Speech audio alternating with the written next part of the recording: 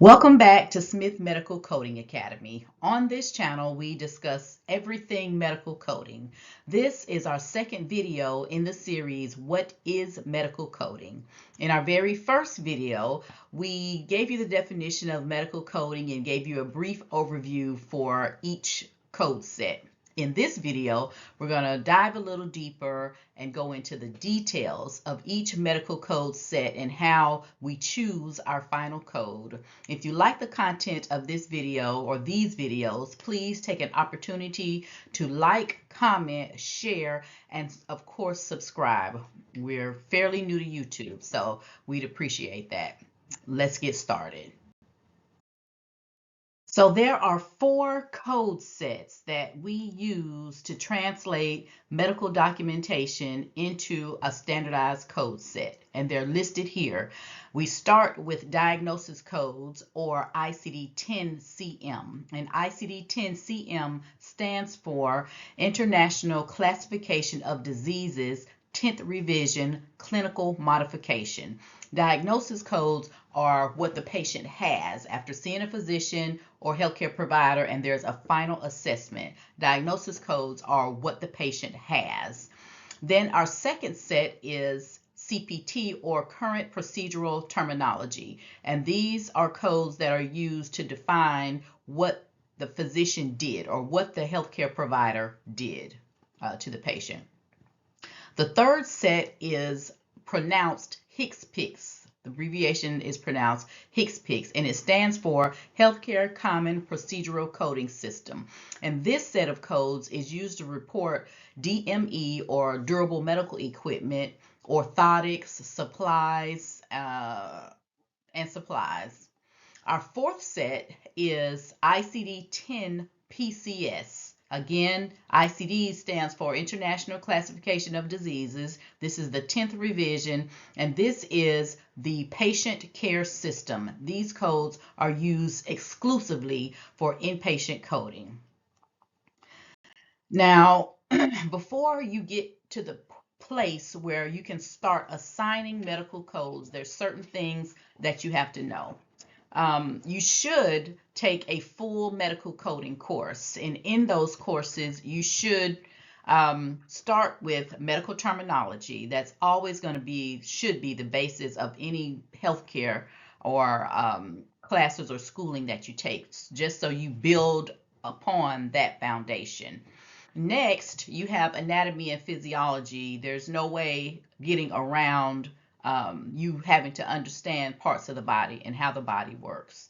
Second, you'll need to understand some of the disease processes. And as we move through this video series, and hopefully you sign up for one of our medical coding boot camps, you'll see why the disease process is so important in medical coding. You also need to have an understanding of pharmacology, and you need an insurance class. That's not included on this slide, but you do need an introduction to health insurance so you understand what that process is. And of course, you need beginning, intermediate, advanced medical coding, and finally, you need an opportunity to start studying and practicing for a nationally recognized medical coding exam. Let's start with our first example.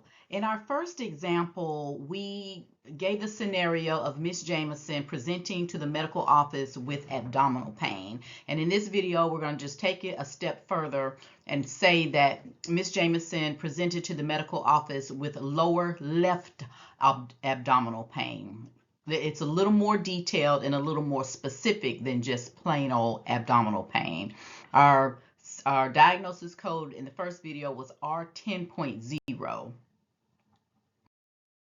So one thing that you have to understand is that when you're assigning codes or getting ready to assign codes, you have to be armed with the information and guidance that you need in order to properly choose a final code. And some of those procedures and guidelines for ICD-10-CM or diagnosis codes involves following what we call OGCR, or the official guidelines for coding and reporting. They're a guide that tell you the procedures and steps that you have to take in order to land on a final code that goes for each code set, but we're specifically discussing Diagnosis and ICD-10-CM today.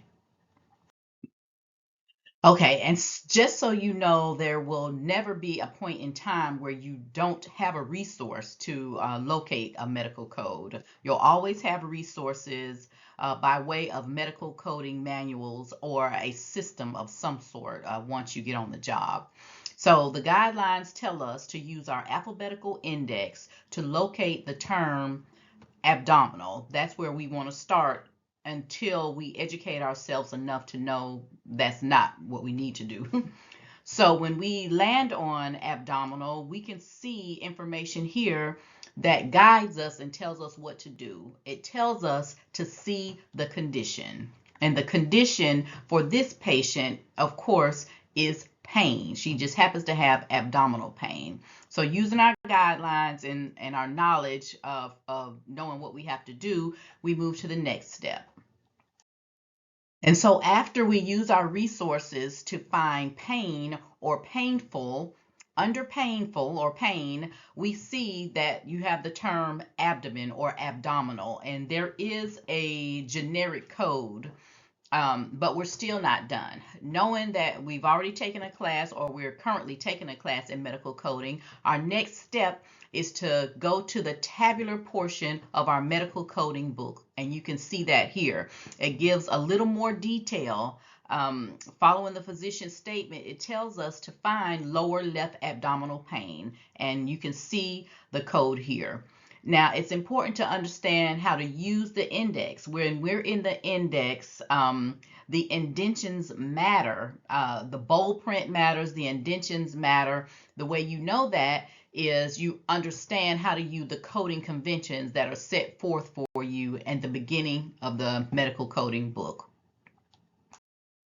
So every medical coding resource or every medical coding manual, every medical code set has a set of guidelines, coding conventions, symbols that you have to use or reference in order to land on your final code or to be guided through the book. An example would be a dash. A dash you will find in the index that lets you know that there are other characters that come after what you're finding in the index. A see also condition are words that tell you to see also the condition or give you instructions on where to move further. And of course, you have bold letters that highlight the main term that you're looking for, and indentions in our index that tell you what to do. As a beginning medical coder, if you're taking beginning medical coding, it's important for you to understand, how to tab your medical coding book or books. And SMCA does have a video on this channel telling you how not to over tab your medical coding book. So if you get an opportunity, take a look at that. Now, this was just a quick overview of the coding process for diagnosis coding. In our next video in this series, we'll get into the details of CPT coding using our same example for abdominal pain or lower left abdominal pain, where we will be coding what the physician will be doing to treat the patient's abdominal pain.